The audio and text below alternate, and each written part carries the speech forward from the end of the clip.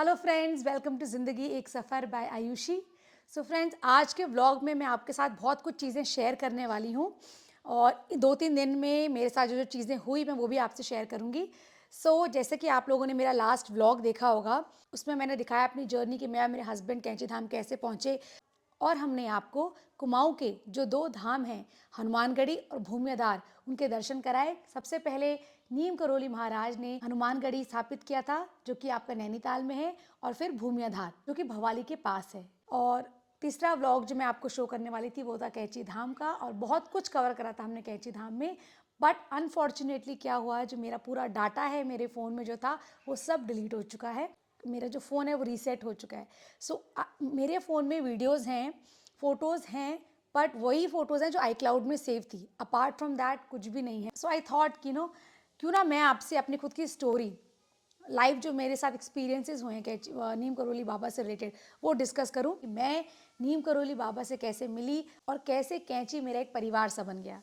वो ऐसा कि कैंची धाम मैं पहले भी गई हूँ और बचपन में गई थी एक बार, तो कुछ ऐसे कुछ फीलिंग बाबा को लेके ऐसा कुछ भी, क्योंकि बच्चे थे तो कुछ फीलिंग नहीं थी बाबा को लेके कौन है, बस इतना पता था कि हाँ मम्मी पापा लोग जा रहे हैं, पूजा करनी है, हाथ जोड़ने और वापस हम लोग आ गए।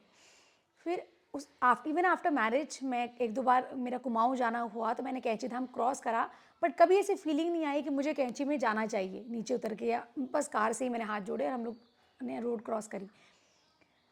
एक दिन की बात है कि आज से 2-3 साल पहले की, कोविड की टाइम की बात है। मेरे जो मम्मी पापा थे वो देहरादून जा रखे थे और मैं अपने श्रीनगर में अपनी दादी के साथ थी उनकी टेक केयर करने के लिए। मैं शाम का टाइम था और मैं पूजा करने मंदिर में गई।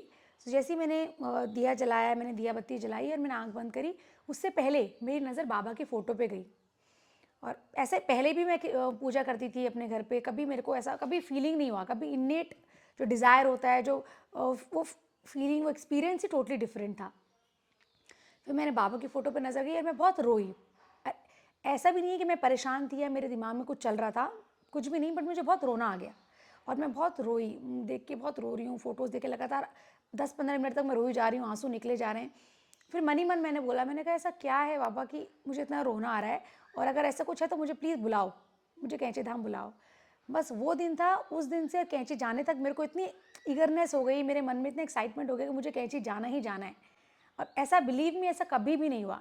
एंड आई एम श्योर, मैं जब रिसेंटली कैंची धाम गई थी तो मैंने कई लोग थे जिनके मैंने इंटरव्यू लिए थे कैंची धाम में कि क्या उनके साथ भी सेम चीज़ें हुई हैं, तो सबके एक्सपीरियंसेस थे अलग अलग। सिंस मेरा डाटा पूरा इरेज हो चुका है, सो आई थॉट पहले मैं अपने एक्सपीरियंस शेयर करती हूँ, और आई एम श्योर जितने लोग ये वीडियो देख रहे हैं, ये व्लॉग देख रहे हैं, किसी ना किसी के साथ जो बाबा से जुड़े हैं, कुछ ना कुछ ऐसा ही हुआ होगा। मेरे तो आंसू रुक नहीं रहे थे। फिर उसके बाद से मैंने अपने हस्बैंड को बोला कि चलो कैंची धाम चलते हैं। अगर हम मुझे कैंची धाम जाना है श्रीनगर से तो पहाड़ी रास्ता है, 8 से 9 घंटे लगते हैं। ठीक है। फिर सिंस मैं पीछे लग गई अपने हस्बैंड के कि मुझे कैंची धाम जाना है, तो आई थिंक 5-6 दिन में हम कैंची धाम के लिए निकल भी गए। अच्छा, कैंची धाम गए, कुछ नहीं पता कि होटल कहाँ रुकना है, क्या व्यवस्था करनी है, क्योंकि ऑनलाइन में कोई होटल शो नहीं कर रहे थे। और मैंने बस ये सोचा कि यार एक टेस्ट होता है ना, हम टेस्ट लेते हैं कि अगर मेरे अंदर इतना अर्ज क्यों हो रहा है वहाँ जाने का, है तो सब कुछ देखा जाएगा, सब कुछ समर्पित कर दिया। और वो जो 9 घंटे का सफ़र, हम सुबह अपने घर से निकले और कब हम कैंची पहुँच गए, मेरे साथ मेरी बेटी भी थी छोटी, और हम कब कैंची पहुँचे, सफ़र में ना उसने कोई क्रिप करा और सफ़र का पता ही नहीं चला 9 घंटे का। मे बी बिकॉज इतनी एक्साइटमेंट थी मन में। और मैं कैंची पहुँची, जैसे कैंची में पहुँचा, अंदर से धक धक धक धक होना स्टार्ट हो गया। और मैं कार से उतरी, कार से उतरने के बाद मेरे हस्बैंड और मेरी डॉटर, वो जब तक वो आए मैं एकदम नीचे भागते भागते नीचे चली गई, और काफ़ी दिल में धक धक धक हो रहा था। और जैसे ही मैं अंदर एंटर करते ही जो बाबा की फ़ोटो के सामने मैं गई, टोटली सरेंडर, कहते हैं ना, माइंड एकदम शांत हो गया। और फिर इतना रोना, इतना रोना, इतने आंसू, कंट्रोल ही नहीं हो रहा था, बिल्कुल भी आंसू आ रहे थे। और बैठ के मैं, मतलब बहुत मन एकदम खाली होना, बहुत रोना आया, बहुत इमोशनल हो गई। घुसते सार पहले माँ के मंदिर में गए, फिर हम लोग शिवालय में गए, फिर शिवालय के बाद हनुमान जी के मंदिर, फिर बाबा के मंदिर, फिर सिद्धि माँ के मंदिर होते हुए, दुर्गा माँ के मंदिर होते हुए वापसी करी। तो मैं गई, मैं यहाँ एक जगह बैठ गई, वहाँ पर जिनको मैं भैयुदा बुलाती हूँ, तो वहाँ पर वो, उस टाइम पे मुझे उनका नाम नहीं पता था, और वो बैठे हुए थे और वो किसी डेलीगेट से, किसी बाबा के डेलीगेट से बैठ के बात कर रहे थे, बाबा के बारे में बता रहे थे, कोई डिस्कस कर रहा था, तो वो भी अपने बता रहे थे कि हाँ बाबा की लीला तो अपरंपार है।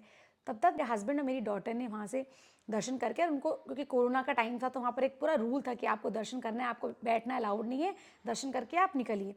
सो मेरे हस्बैंड लोगों ने दर्शन करा, उनको बोला होम गार्ड ने कि आप दर्शन कर लिए, अब आप यहाँ से निकल जाइए, बाहर स्टे करना अलाउड नहीं है। मैंने भैयुदा को देखा और मैं उनके पास गई, मैंने उनको बोला, अपने दादाजी के बारे में बताया कि मेरे दादाजी काली कमली धर्मशाला के मैनेजर थे बद्रीनाथ में, और मेरी बुआ थी। तो जो मेरी बुआ की कहानी है, जो कि आपने मेरा व्लॉग देखा होगा कैंची का, कि मेरी बुआ की इच्छा थी बाबा से मिलने की। तो मेरे दादाजी जब दूध लेके जा रहे थे बाबा के लिए, बाबा पहाड़ की चोटी में थे। सो मेरी बुआ ने बोला कि पिताजी मुझे भी जाना है आपके साथ। तो दादाजी ने मना करा। जैसे दादाजी दूध लेके ऊपर पहुँचे तो बाबा ने अंदर से आवाज़ लगाई कि पूर्णानंद तो अकेला क्यों आया, सिद्धि को क्यों नहीं लेके आया, तुरंत जा और सिद्धि को लेके आ। तो फिर मेरे दादाजी गए और बुआ को लेके आए।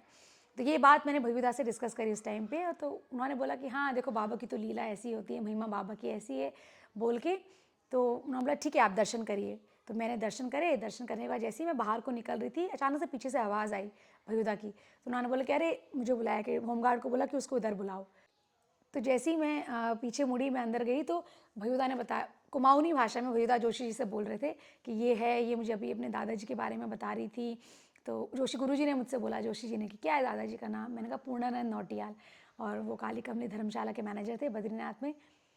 तब उस टाइम पे जोशी जी ने बोला कि भैयुदा को कि अरे तुझे याद नहीं है कि जो बाबा की किताब है अलौकिक यथार्थ, उसमें इस बात का जिक्र भी है, कहानी भी है, और इसकी बुआ का वर्णन भी है, और पूरी अच्छे से काफ़ी हंसते मुस्कुराते हुए सारी बातें उन्होंने मुझे बताया कि जो गुरु जी ने मुझे बताया। फिर गुरु जी ने मुझसे बोला कि कहाँ ठहर रही है, ठहरने का कहाँ है। तो मैंने कहा अभी तो कुछ डिसाइडेड नहीं है। तो फिर उन्होंने बोला चल ठीक है, ऐसा करते हैं, पहले तो अंदर जाओ, कौन कौन है साथ में। तो मैंने कहा मैं हूँ, मेरे हस्बैंड और मेरी बेटी है। फिर उनको होमगार्ड ने अंदर बुलाया। फिर गुरुजी ने बोला कि जाओ ऐसा करो, सबसे पहले तुम प्रसाद पाओ, अंदर जाओ और वहाँ जाके प्रसाद पाओ। मैंने, मेरे हस्बैंड ने, मेरी डॉटर ने, हमने प्रसाद पाया। प्रसाद पा के अंदर पूरा घूमे, इतना अच्छा लगा, इतना रिलैक्सिंग लगा। प्रसाद पाने के बाद गुरुजी ने व्यवस्था कर दी, सामने मारुति लॉज है गिरिजदा का, तो वहाँ पर हमने स्टे करा, धाम कैची मंदिर के ठीक सामने। कैसे कैसे परिस्थितियाँ बन गई, कैसे कैसे चीज़ें हो गई। अगले दिन गुरुजी ने बोला सुबह आना, सुबह की आरती अटेंड करी, 2-3 घंटे बैठ के वहाँ पर हनुमान चालीसा पढ़ी, सुंदरकांड का पाठ करा बाबा के सामने बैठ के, और बहुत ही अच्छा एक्सपीरियंस, बहुत ही अद्भुत एक्सपीरियंस। मतलब ऐसा मुझे लगा नहीं था कि इतना कनेक्शन मेरा, इतना स्ट्रॉन्ग डिज़ायर हो जाएगा, जुड़ जाएगा कैंची धाम से। फिर उसके बाद हर 3 महीने बाद मेरा कैंची धाम में आना, भैयुदा से मैं रेगुलर टच में रही और गुरुजी से रेगुलर टच में रही। हर 3 महीने बाद कैंची धाम बार बार आना, और जितनी बार आती थी उतनी बार ना मन में कुछ था जो आई थिंक खाली होना बहुत ज़रूरी था। सो उस दिन से ऐसा रिलेशन बन गया, कैंची धाम से ही नहीं बल्कि कैंची धाम में जो होम गार्ड हैं भैया लोग, जो मेरे जो अंदर जो प्रसाद पाते हैं, प्रसाद बनाते हैं, उनसे इतना स्ट्रॉन्ग कनेक्शन डेवलप हो गया कि ऐसा लगा जैसे इतना एक्साइटमेंट मुझे अब अपने घर जाने में नहीं लगता जितना एक्साइटेड मैं कैंची धाम जाने को होती हूँ। जैसे, और वहाँ एक्सेप्टेंस होता है ना, जब भी मैं कैंची धाम पहुँचती हूँ, वहाँ सबके फेस में, जितनों को मैं जानती हूँ, सबके फेस में स्माइल, और ऐसा लगता है जैसे कि पता नहीं ये मेरा ही वेट कर रहे थे कि ये इतने टाइम से नहीं आई और ये अब आ रही है। कई लोग हैं जिनको मैं कैंची धाम में मिली और सब ने मुझसे अपने अपने एक्सपीरियंसेस शेयर करे। और नीम करोली बाबा को चमत्कारी बाबा बोला जाता है। ये हनुमान जी के रूप हैं, और कहते हैं ना कि जैसे लाइफ में गुरु का होना इंपॉर्टेंट है, किसी की लाइफ में कोई ना कोई गुरु है। सो नीम करोली बाबा की कोई सेइंग नहीं है, कोई प्रीचिंग नहीं है। बाबा का बस ये कि हनुमान जी का पाठ करो, हनुमान चालीसा करो, सुंदरकांड का पाठ करो घर में। और जो भी लोग कैंची धाम आते हैं, कुछ नहीं है, आपको अपने मन में जो भी कुछ है, जो भी आपकी ख्वाहिशें हैं, जो भी इच्छाएं आपके मन में हैं, आप बाबा के सामने खड़े होइए और बाबा के सामने सब कुछ बोल के खाली हो जाइए। जितने समय आप कैंची धाम में पॉजिटिव ऑरा में हैं, हनुमान चालीसा का जितना हो सकता है आप पाठ करिए, सुंदरकांड का आप पाठ करिए, और अपने आप को फ्री रखिए, है ना। और आरती अटेंड करिए, सुबह और शाम आरती होती है कैंची में, तो आप वो भी अटेंड करिए। और क्योंकि कैंची धाम आप नहीं आए हैं, आपको बुलाया गया है, और जब आपका बुलावा होगा, आप कैंची धाम कब पहुंच जाएंगे, कब आपका टिकट हो जाएगा जाने का, कब आपका व्यवस्था हो जाएगी जाने की, जाके आप आ जाएंगे, आपको पता भी नहीं लगेगा। सो ये चीज़ें हैं जो मैंने, मेरे पर्सनल एक्सपीरियंस है कैंची को लेके। और जब भी कहीं कैंची धाम की बात होती है, नीम करोली के बाबा की बात होती है, मैं इतनी एक्साइटेड हो जाती हूँ, मुझे लगता है यार ये तो मेरी बात हो रही है, मेरे परिवार में किसी की बात हो रही है, मेरी फैमिली की बात हो रही है, तो बहुत ही नॉर्मल लगता है। सो ये तो था मेरा एक्सपीरियंस नीम करोली बाबा को लेके, कैंची धाम को लेके। एक बाबा की विनय चालीसा है, बाबा की आरती, उसमें इस बात का वर्णन है, तुमरो रूप लोग नहीं जाने, जा पे कृपा करहूँ सोई भाने।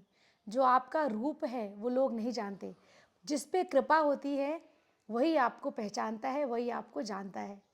सो ऐसे हैं नीम करोली बाबा, ऐसे हैं महाराज। जब आपको नहीं पता कब उनकी कृपा आप पे हो जाए, और कहते हैं ना एक सिम्टम्स जो जो आपको दिखेंगे, आपको किसी को कह, या तो आपको आंसू आना, या तो आपके अंदर कैंची धाम जाने की उत्साह हो जाना। कई बार ऐसे भी होता है कि आप कैंची धाम पहुंच जाते हो, दर्शन कर लेते हो और पता ही नहीं लगता कईयों को कि हम गए, दर्शन करके आ भी गए कैंची धाम से। मैंने जो फील करा है वो ये है कि आप गुरु से नहीं जुड़ते हो, गुरु आपको अपने से जुड़ता है समय आने पर। जब करेक्ट समय होता है किसी चीज़ का, तो गुरु ऑटोमेटिकली आपको पकड़ लेता है। तो ये तो थी कुछ बातें जो मुझे आप लोगों से शेयर करनी थी। और अगर आप लोगों के भी कुछ एक्सपीरियंसेस होंगे तो आप लोग ज़रूर मुझसे शेयर करिए, और जल्दी मिलेंगे आपको अनदर व्लॉग में अनदर एक्सपीरियंस लेके। So till then stay tuned and thanks for watching.